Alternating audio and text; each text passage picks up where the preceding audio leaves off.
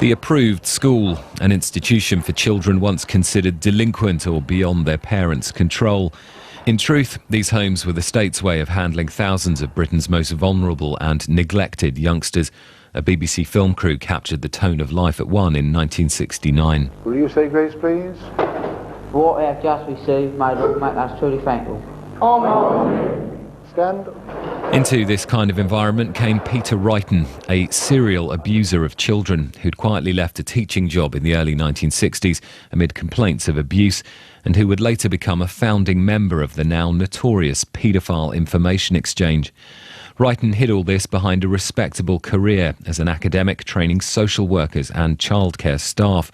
He became increasingly influential and not only had access to children, but we've discovered became part of the policy process deciding how children's homes should be run. He had a script to follow to educate people in children's homes. We've spoken to a former care professional familiar with Righton who's asked not to be identified and whose voice is not used here. He was going under the guise of improving social work, especially residential work. He was encouraged to go and interview individual boys in approved schools. He certainly went to talk to the heads of homes. He went all over the country. He went to so many places. He networked.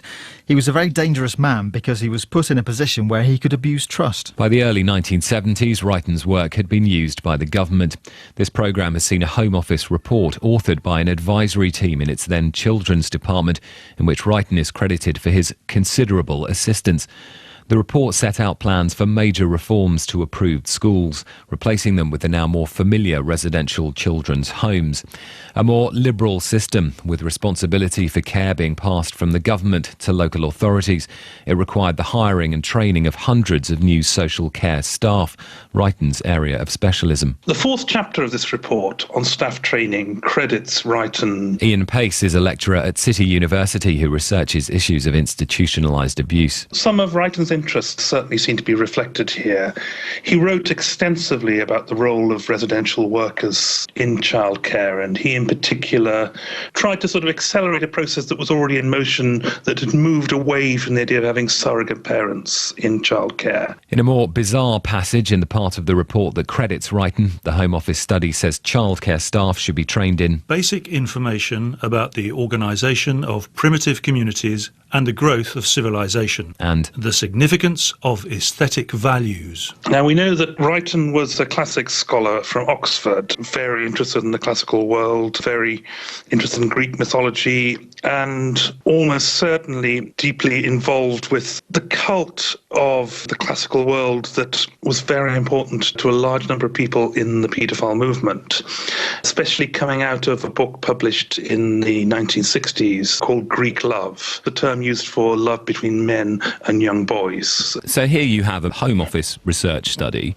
which itself then talks about, social workers needing to be trained in the growth of civilization, in aesthetic values. I mean, it seems incredible, really. It's absolutely incredible. And also, just as incredible is how long Righton was able to stay active and highly respected in the profession.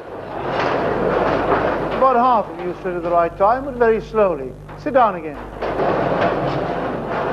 It is impossible to know much of the conversations Righton was having with staff on his visits to these kinds of approved schools.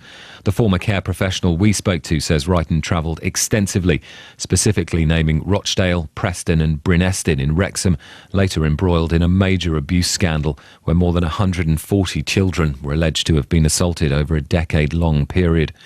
The former care professional told us it was only years later, when Righton's abuse came to light, that the significance of an earlier conversation with him became apparent, recalling that Righton had said he took boys out in Wrexham and said he spoke of using sexual language with them that was not something you would have in a healthy conversation with a child. The list of local authorities whose homes were used as supply lines for abusers in the 70s and 80s is tragically long, and what role, if any, Righton had in precipitating some of it is likely to be a question for the forthcoming overarching inquiry into historical abuse.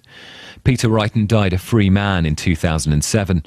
The Home Office declined to comment on the latest revelations about him, but referred us to the Home Secretary's announcement last month of two separate inquiries into the handling of abuse claims.